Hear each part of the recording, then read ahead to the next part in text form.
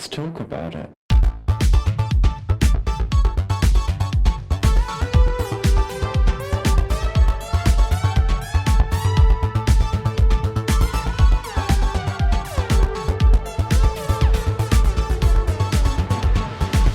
Hello and welcome back to Thicc Radio, the podcast where we talk about gaining and everything in its orbit. I'm James.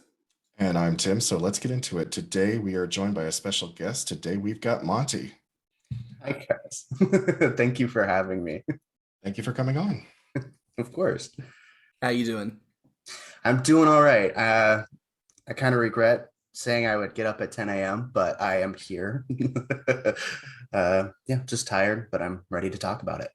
It can be hard when people live in multiple time zones because you said that you're on the West Coast, I'm on the East Coast, and then James is in London. So it can be difficult to coordinate schedules sometimes.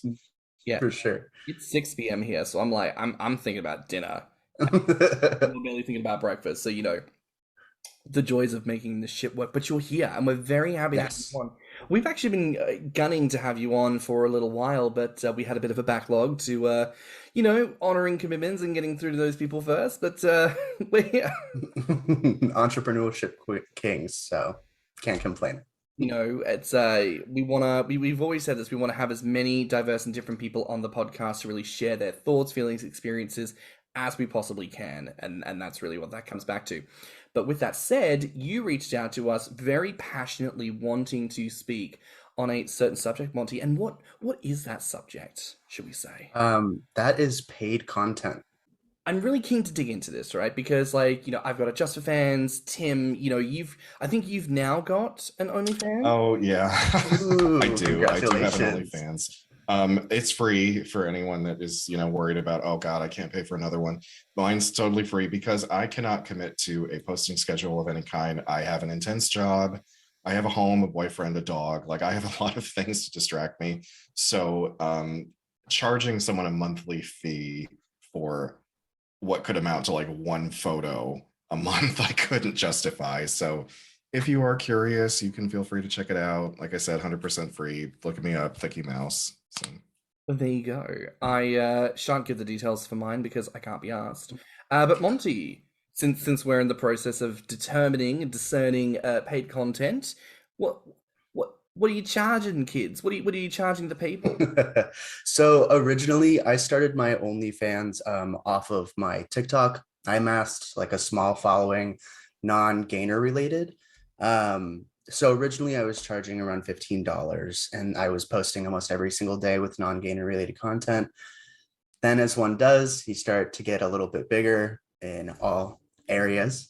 And I slowly transitioned that content into gainer content. And I'm like, well, I already got followers on Tumblr and Instagram for gaining. And it's just people have been asking for, custom videos. So I was just all right, I guess I'll do gaining content. And since it's a smaller community, I don't want to upcharge like some people do. And I moved it down to $10.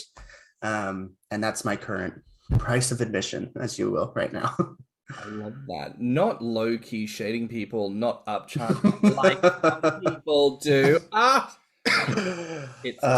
Well, the way that I look at it, because I am a member, I'm subscribed to a few people, and I like I said, I know that life schedules can be hectic, but if you're going to charge me $25 a month, I would hope you're going to give me more than just a couple of seconds worth of a video and one photo. Definitely. Just is a little more effort. I don't care if it's you in the bathroom, as long as it's a little bit more than that. Yeah, I think we've had this conversation, before, where there are individuals where you can simply say price of admission does not necessarily correlate to the content that you receive. And I think it's still a relatively new thing that we do in this community in terms of aligning gaining with sex work. How do you define the cost of something? How do you define the value of the dollar? How do you do that? Because of course everyone has different interpretations of that. Everyone has different comfort levels, and it's a big conversation. So to be fair, whatever we say today, yes, between the three of us, we're sharing with people, these are our perspectives. this is not the final answer on anything, and you may be listening and having a very different thought and feeling on that matter. We would encourage you, engage with us, interact with us, talk to the people in your life about this, because we're never gonna, like, I don't know, move forward with the conversation if people aren't talking, you know? So I just had a thought, right? Okay, so I don't charge anything, so that doesn't really make me a sex worker. Does that just make me a slut? Because I'm just putting it out there for free. I'm not the person to ask about that. Because I was like, wait, because when you guys were talking, I was like, oh, am I technically a sex worker now? I'm like, no, wait a minute, you don't make any money off of it. I'm like, oh shit, I'm just slutty. I mean, I would personally term you as a slut, but you didn't need fans for me to call you a slut. That was just. See, I try so hard not to be one, and then I just fall right into these traps where I. It's like that Little Britain video. It's like, at that moment, all of my clothes fell off. I presently slipped on a banana peel, and I found myself with my arse in the air, butthole spread open, erect penis falling inside of my rectum. It's simply coincidental. It's nothing planned of the sort. Tends to be. But no, any sex workers or verified sluts listening who would like to email us at thiccradio@gmail.com, who can verify whether or not Tim is in fact a slut or a sex worker, please. You're inviting the general public to judge whether or not I'm a slut. You should do a poll. Verified verified sluts and sex workers only. Email me and let me know. It's a slut. We'd like to know. He's just giving the people what they want. It's fine. Amen and hallelujah to that. But we are talking and focusing about you, Monty, because for the listeners, how old are you? I am 21 as of this past January, so 21 and a half? Baby. Youngin'. Obviously, there are people of all ages within the community who create paid content. Not everyone does it. No one is, of course, obliged or has to do it, but varying amounts of people in different age brackets have it. Though I would argue the largest cohort of that is probably skewed towards your end of the spectrum, people who are in their early to mid-20s, creating paid content. So, focusing on that, what in your perspective has kind of led to people in your age bracket being so vociferous and so persistent in their pursuit of creating paid content? Yeah, so I just want to start off with gaining is expensive. For someone who is A, going through college, B, just getting out of high school, and they're really trying to, pack on the pounds, gaining can be expensive. You have food, you have clothing, if you want outfits, you got to buy extra outfits, if you're like specific stuff. And then, along with that, you have a lot of, followers saying like, oh, just go all in, get bigger, outgrow all your clothes. And then you're just like, well, I already have all of the expenses, like college, living, all of that. And then on top of that, you're paying for extra food and more clothing.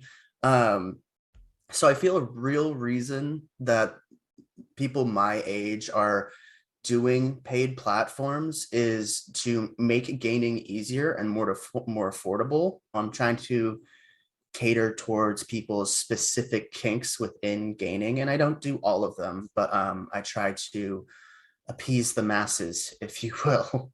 But in the end, it makes gaining easier, and you're also giving people what they want if they want to see you specifically gain, and a buttload of other stuff. Understandable. When Tim and I were doing a series of vignettes, you could say, for our Patreon when that was up, we were just about the types of things we could do, and Tim, who, despite being a verified slut, very vocal in his not wanting to do mpreg. Oh yeah, that was the one thing I was like, no, I've been hit up for it way too much. I'm sorry. That was the one thing I was like, I'm not doing any more mpreg roleplay. Yeah, fair. But kind of taking it back a half a step, gaining period, like how did you personally come to discover your desires for gaining? How did you come to find the community? Tell us a little bit about that. I feel like a broken record, or it sounds like a broken record, where kids are in their rooms with really big clothes and just stuffing pillows into their shirts. And it's something that I've always been like kind of focused on. Just like seeing boys when I was discovering my sexuality, I'm like, they're cute. And then on the other end of the spectrum, I'm like, they're still cute, but I'm more attracted to this. And I searched up teen boys who want to get fat on the internet. And, this opened up a whole world of just amazing things. And I can specifically remember, I don't know if you guys follow him. His name is Bellyboy19909. He goes by Drake. Yep. And Oh yeah.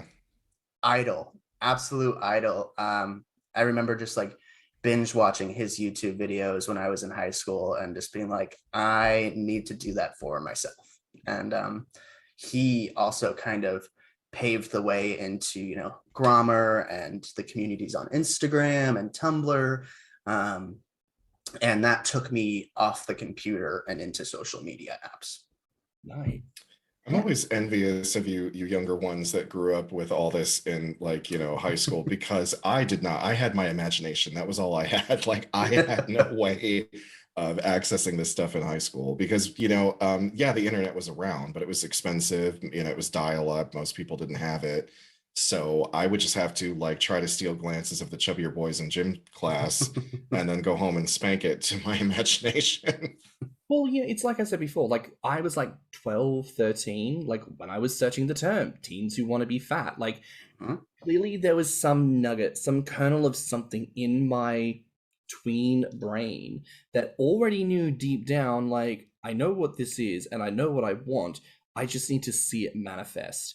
And then when you see it in front of you for the first time, it is life-changing, So it's courtesy of like early 2000s shit internet that like I figured out who I was a little bit sooner than some other folk have done, So I don't think we can ever really like begrudge that of people because we all come into understanding it at different times, I am curious to know from your perspective, what social constructs define this new generation of gainers, people around your age bracket?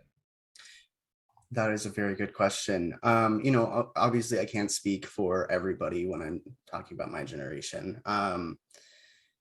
The main thing that I have kind of experienced and have witnessed throughout the community with my generation on the variety of social media apps is it's more it's openness to learn about like new kinks or kinks within the gaming community.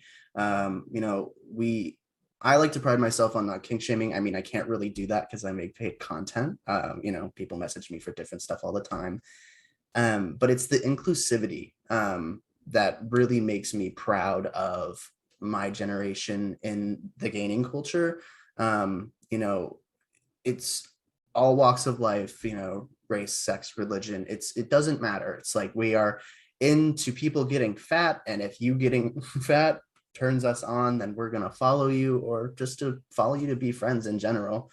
And I think it's really great. I mean, even since we grew up with social media and the internet straight out of the bat, like you kind of have to learn to be more inclusive, and I feel like that's just transferred on to the gaming community. Yeah. I noticed that you guys don't take much guff either. It's just like, no, we don't take shit. Because my generation, the older millennials, like so like when we were 18, there was a lot of shit going on in the world. We went to war, 9/11 happened. Like we were just sort of like, I guess we kind of felt like we were being pulled in so many different directions that we just kind of like, okay, yeah, we'll go along with it. I don't like it, but I'll go along with it. And then you guys are just like, no, fuck that. We're not doing that anymore. Screw this. Yeah. It needs to change. No, definitely. I mean, just like what we have kind of grown up with in terms of, I can't speak for, other countries, but in the US alone, just dealing with all of this crap. It's just racial injustice, the homophobia, the transphobia. We see it every single day on the internet, and we haven't become desensitized to it. And instead we've looked at it and we said, that sucks. And when anybody says anything different, we're either going to have a conversation with them if they're just not knowing what's going on, or B, if they're being rude, you're going to get torn down. And we're not taking shit anymore. It's done. That's good. And I mean, Tim thinks of himself as an older millennial. I guess that makes me a younger millennial. But like, what would define my bracket of the generation? A love of Captain Planet. Roar means I love you and dinosaur. And probably just like burnout. Like, I think what you were talking about, Monty, with this, like, how your generation doesn't give a shit, you will fight back. I think the bubble burst at some stage, and my generation bracket in particular happened just before the bubble burst. So I think I knew a lot of people growing up who got burnt out real quick, real easy, because you feel a lot of the injustice, you feel a lot of that emotion, and then just so quickly people just find themselves unable to do much of anything about it. It all becomes very overwhelming. And I know I feel that a lot of the time. So maybe generational relations has something to say about that, depending on the generation you belong to, really does determine in some way how you might emotionally respond to certain things. But for sure. And I mean, like, now, since everybody and their grandma has an Instagram, it makes it so much more easier to speak out against something or speak with someone on something. So I agree with you, James. There was kind of a burnout with millennials, but then in recent years with, the Black Lives Matter movement and Ukraine, a lot of people have gotten back into it. And I'm not saying like Gen Z started it, obviously not. So many generations before us have paved the way. But a lot of older generations, like even my mom, she saw me going to a Black Lives Matter rally, and she's just like, I'm going to do that. But the difference is I live on the West Coast and she lives in the middle of America. And, it's harder for them to do that. But, if you got a social media, you have a voice. So. I mean, that's certainly something Tim and I have always said. We respect the fact that we have platforms and what we say carries weight to certain people. So therefore, it is important to speak out on certain subjects, and it's important to do that kind of stuff. I am curious to ask, how do you conduct yourself from a creator's perspective on paid content? Like, how do you, Monty, decide this is what I'm going to make, this is what I'm going to charge? Like, I think anyone who says, oh, I want to make content has all these like background questions that they want to like ask and like muddle through, right? For sure. Basically, I want to ask, how do you do that? Mm-hmm. So originally, since I started my OnlyFans off of TikTok, it was more just like, oh, I can just post a shirtless photo here, or I can post a naked photo here and people are going to like it, yada, yada, yada. But with gaining content, it's like, if you're going to post the same thing over and over and over again, people aren't going to stay subscribed. People aren't going to like mention you to other people. And a lot of people, which is really unfortunate, on, like Tumblr, not TikTok. I'm not on Gainer Talk just yet. Tumblr, Instagram, Grommr, all they post is advertisements for their paid content. And yeah, I see that a lot. I am just like, it's like floods my social media. I'm like, this sucks. And so when I saw that, and like, I'm not saying that I don't do that, but I do it more periodically. I try to make sure that I am catering to all of my social media outlets. Like, I'm going to post a photo here, I'm going to post a video here. It doesn't have to have a link to it. It doesn't always have to have a link to it.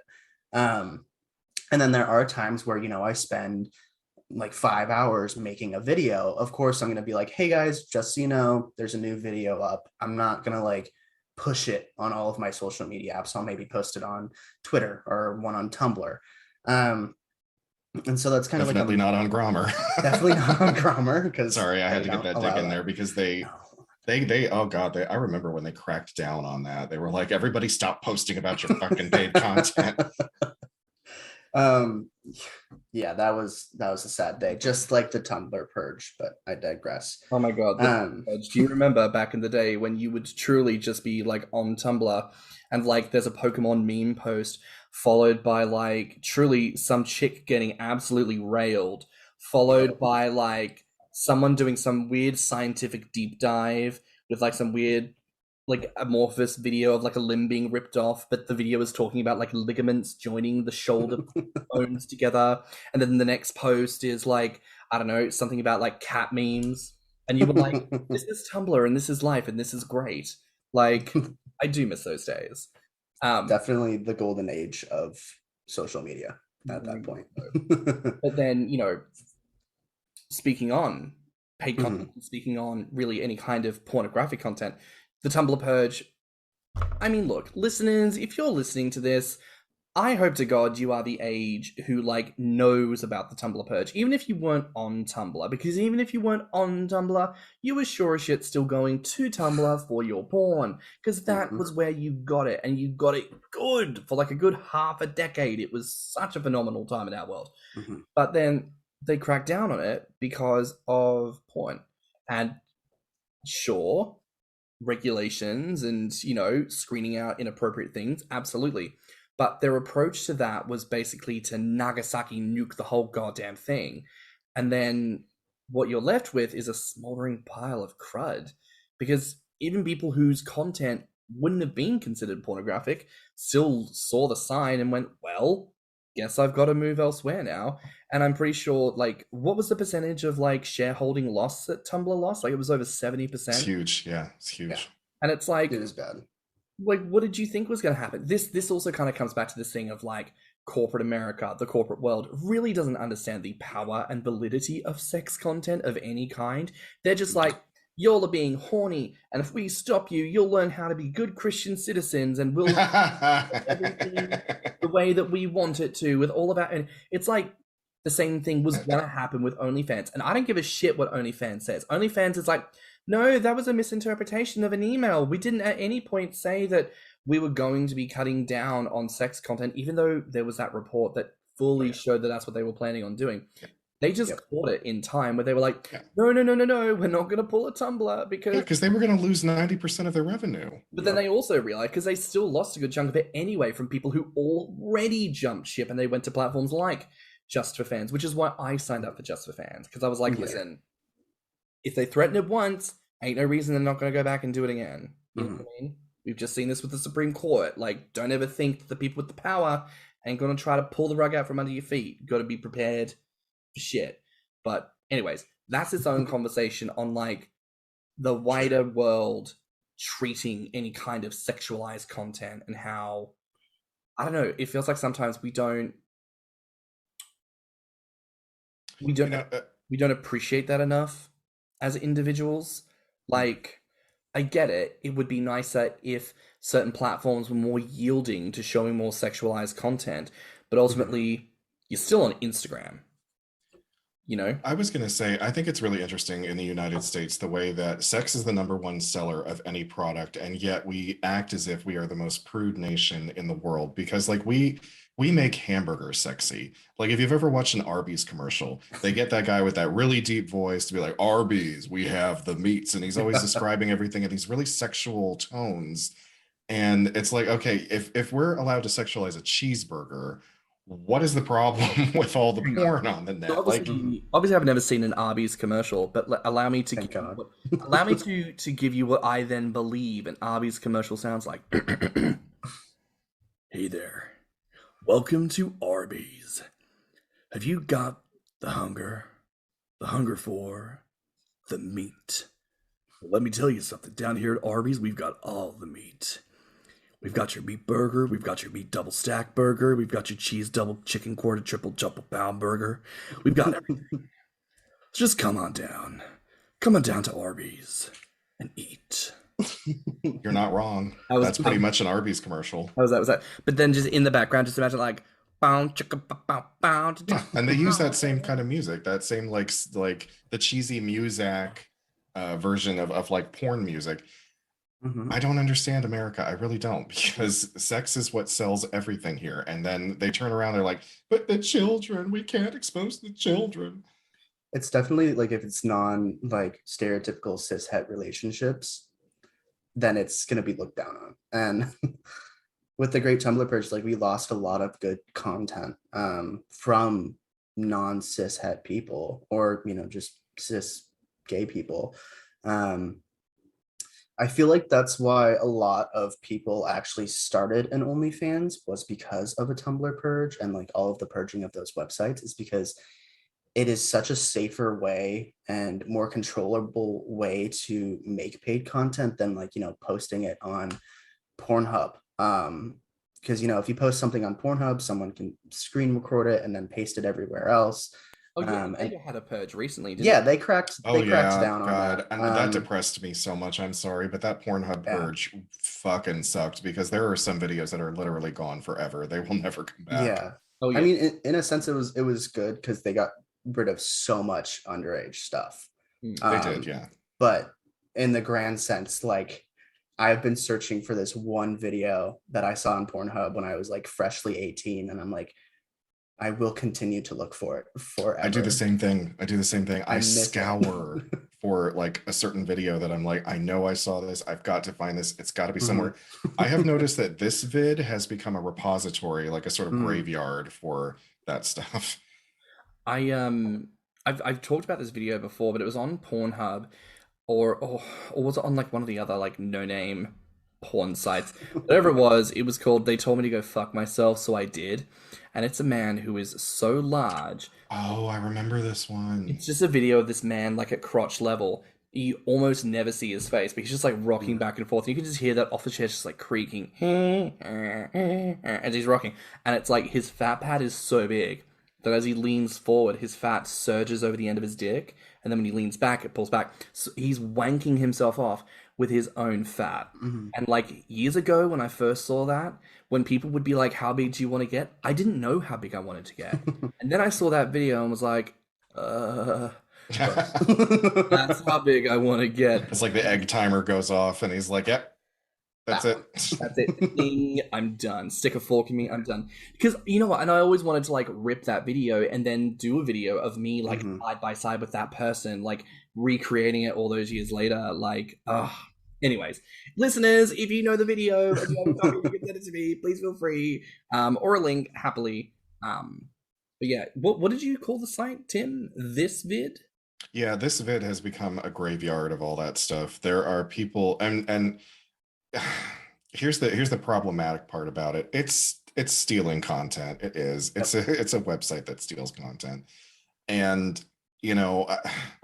the moral conundrum that you find yourself in is like, you remember these videos and you're like, oh my God, I thought this was gone forever, and now I get to watch it again. But the original person who created it didn't post it here. So like, morally, is this correct? Is this incorrect? Like, it's, it can be a little tricky to navigate that.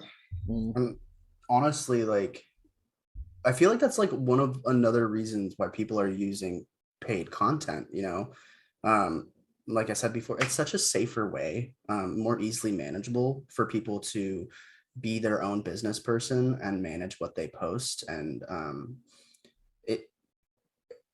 I don't know. Some people see OnlyFans and Patreon as like the end of like free gainer content, but it's like there will always be people posting free stuff on the internet to get your rocks off. And people who do OnlyFans, just like with every other kink, every other porn site, there's gonna be paid for content, and doing it individually and not having to use like Pornhub is just an easier way. And I don't know, I look at OnlyFans and I look at Patreon, and then the people who are saying like, you charge too much or yada yada yada, but you don't have to subscribe to me.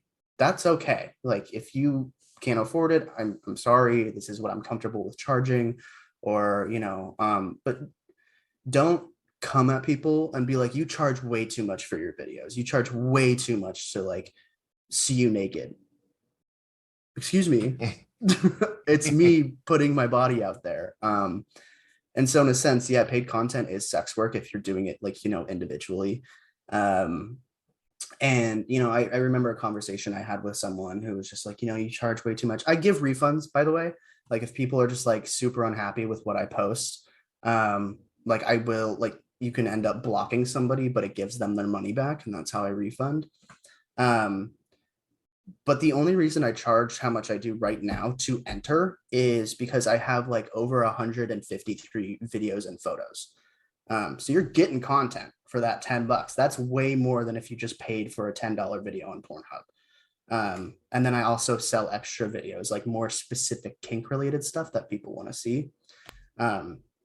So how I conduct myself within OnlyFans is, I look at the video, I make the video, I look at it, and I'm like, okay, what am I comfortable with charging for this video? And, sometimes it ranges from, $5 to $35 if it's like a very long video or a very detailed video. And, people will always complain. You can't ever get rid of that. But, I'm sure that if you don't like my content and you think I charge too much, I'm sure there's someone else out there doing the same thing for free. So, yeah, I think it brings up a point in conversation about like the standard that someone is allowed to apply to themselves versus this assumed cultural standard we would apply to ourselves. And I think certainly I was on that bandwagon at the start of things when everyone started to make paid content, because prior to that, nobody made paid content. Then you've got Tom, Dick, and Harry all making bullshit and charging whatever they charge. And of course you're like, well, I get this for free. Why the fuck would you charge this amount of money? This is dumb. But you make a fair point. It is ultimately your own body. And, I would make that assessment as a young person who'd operated online, seen free content for years on end. Of course, when I get then thrown with, oh, you have to pay for certain things, it's like, well, I don't want to pay. I used to get it for free. Why should I have to pay? But then for people like yourself, you didn't have to experience that. You simply came into the environment and said, well, I know my worth. I will pay. And so maybe there's an argument that says when you get upset that other people are charging money for their content, is that maybe just because you've gone about this for so long because you were led to believe that your content was not good enough that you could charge money for it? Maybe it's not a case of you think that no one should be charging money for their product. It's you feel a sense of sensitivity that other people will make money on their product, but deep down you don't believe you will make money on your product. Even when I was growing up, like there was still like a crap ton of free content, before the great purges. But there was still paid content. Like, there was clips for sale. Clips for sale. There was stuff on Pornhub that you would have to pay for if you wanted to see something specific. I agree that it was a lot more easily accessible in the sense that it was free, like on the internet back in those days. But it's just the general progression of any community and sex. Like with any type of kink or with porn in general, like, sure, there's going to be free porn. Good for you, good for everybody. But then there's also going to be more specific stuff like gaining that you are going to have to pay for if you really want to see it. There's plenty of gainers you can watch. I keep reiterating it, but there's plenty of other gainers that you can support and watch that don't charge anything for their content. But, just don't come at the people who do make paid content, because people have been doing that forever since the internet even started. That's fair. So pivoting a little bit here, I'm curious to know, how do you deal with unwanted attention? First of all, I love that question, but I love equating my OnlyFans to a strip club, essentially. Just because you pay the cover fee to go in doesn't mean it's not right to tip. And after you pay that cover fee, you don't get to come in for free, like whenever you want after that. So yeah, I charge $10 for a plethora of content that would take you a month maybe to get through if you are as horny as I am, I guess. I don't know. There's a lot of horn dogs out there, but there have been a lot of people where it's just like, oh, well, I paid X, and so I get to see you do Y and Z all the time. Whenever I want, you are at my disposal. And I'm like, that's not how it works. Like, you don't pay an escort like that. You don't get to use them all the time after that. You don't get to watch a stripper all the time after that. And so I've said that on my OnlyFans. It's just like, I'm my own person. This is not the only thing I do. It is a side hustle. I have a job. I go to college. Like, I'm not at your disposal all the time. I check it 4 or 5 times a day for messages, and I'm like, oh, I got a message, gonna reply as fast as I can. But then there are people who, really just want to have a full-blown conversation 24/7. It's just like, I have to remind them that I have this many more subscribers that I'm trying to talk to at the same time. And I get it, you paid for it, but it doesn't mean you get unlimited access to my body or my time. Is that something that you list as like one of the features on your Patreon/OnlyFans? No, I don't. And I mean, I have said, like, on my social media accounts, feel free to DM me. Like, if you want to talk about like gaining related stuff, I'm not going to get into the nitty gritty of like my gaining, but like, if you want like advice of some sort, or you just want to talk about like, oh, should I start gaining, or tips and tricks, like, perfectly acceptable to message me on, like, even just to say, hey, I'm always trying to make new friends. But coming in with onto my paid content platform and then being like, oh, well, I paid $10, you need to talk to me all the time. I'm like, well, you didn't even have to pay that $10 to talk to me, that, right? Yeah, she's got an Instagram, kid. Sorry to tell you. I got Instagram, Tumblr, Twitter, Grommr. Like, I'm out there. Come talk to me if you want. You don't have to pay the money. As a point of query, being a younger person, how do you find that you converse with older generations? Like Tim, for example, would you say that he is he's a millennial? Would you say he's Gen X, a baby boomer? What generation do you think he's a part of? Wait, before you answer that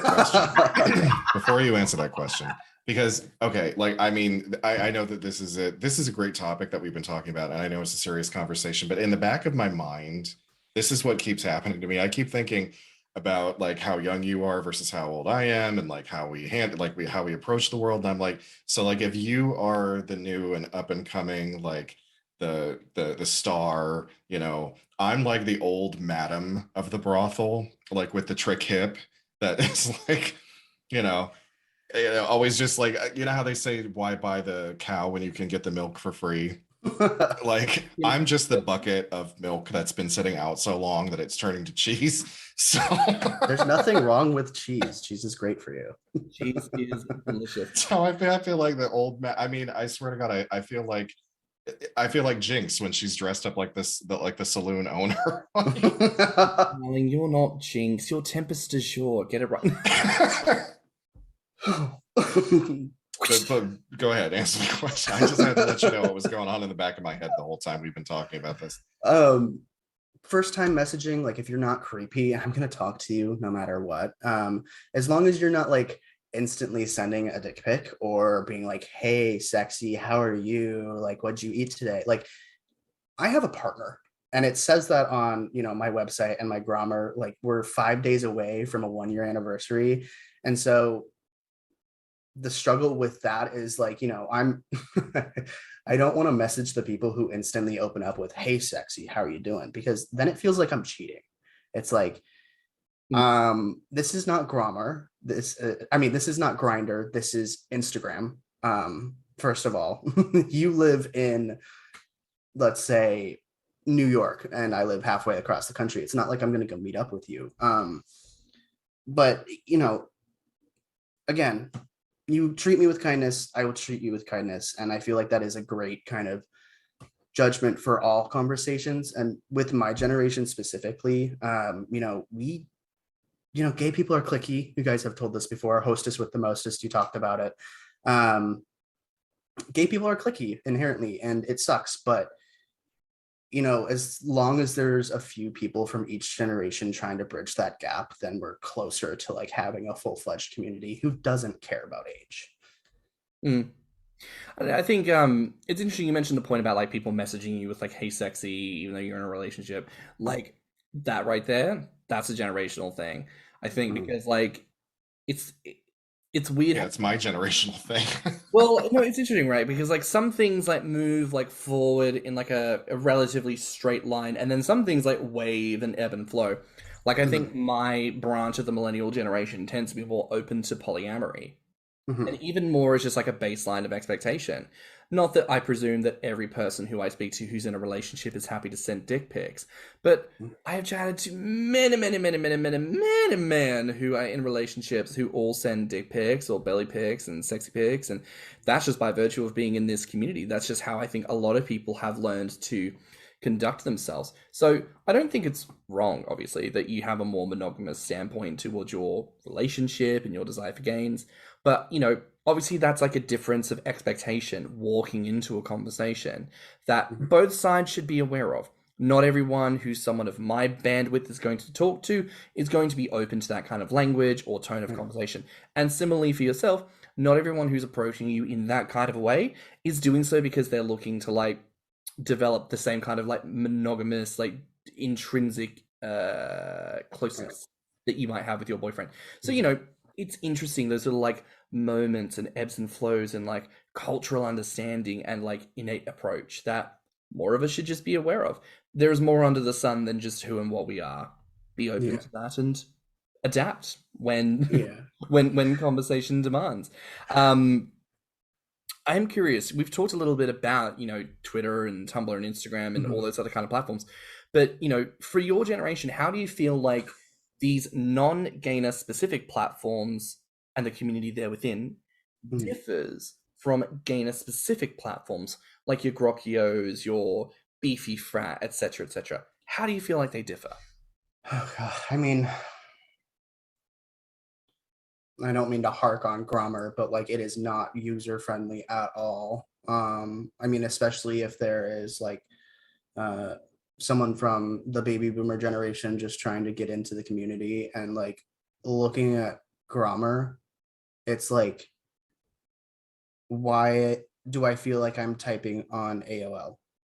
Why can't I why can't I do specific things on Grommr, but then, you know, you can do them on Instagram? And I feel like that's one of the main faults of Grommr and why they don't have as many people as like, you know, Tumblr or Instagram or Twitter, is because they're just not it's just not user friendly. They refuse to evolve. They're not evolving. They just will not evolve that format. They've just decided to cookie cutter it for 4 other websites and said this is it. And I mean, you know, congrats on someone making, you know, a platform for gainers to be able to do that. But then I look at Grommr and I'm like, is this Grindr? Like it, all of my messages, that's why, like, if like you were to look at my Grommr messages, almost all of them are unopened, because it's like, hey, sexy, or coming in with a picture. And I'm like, I'm not gonna open that. I don't want to know what that is. And then there's like Instagram and Tumblr where it's much more community centered. You know, like I haven't been to a gainer event, so I don't know, like using Grommr as a means of hosting events, I don't know if it's much easier than using like Instagram or Tumblr, but well, I would say that it's more because you're getting your target audience. Because unless your Instagram is like, if your followership is not like 100% gainers, like if it's a, you know, sort of mixed bag, you might not reach your target audience the way that you would on Grommr. Monty, thank you so much for being on. This has been an absolute rip-roaring pleasure. Where can people find you online? Twitter, Instagram, Tumblr, Grommr. Don't know if you want me to go into all the specific names, but I mean, I'll message you if you need. I would presume that's how people would look to find you. They're like, he's on here. I don't know what he's called. Let me look at it. Okay, so Instagram, cub2001. Tumblr is cub2001. Twitter is chubby20s, all one word. And then let's see, Grokio. I think it might be cub2001. Cub2001. There we go. Well, listen, that's it for another exciting week here on Thicc Radio. Please remember to like and subscribe, rate us 5 stars, and leave a good review. If you like this episode, the podcast, or just us in general, share it with your friends and encourage them to tune in. You can find me on Instagram and Beefy Frat at stannnum. And you can find me on Instagram, Twitter, YouTube, TikTok, and Beefy Frat at Thicky Mouse. You can also look us up on TikTok at Thicc Radio or our website, www.podpage.com/Thicc Radio. And if you want to submit any questions or ideas for episodes, you can reach us at thethickradio@gmail.com. So until next time, bye, Fats. Bye, Fat. Bye. Let's talk about it.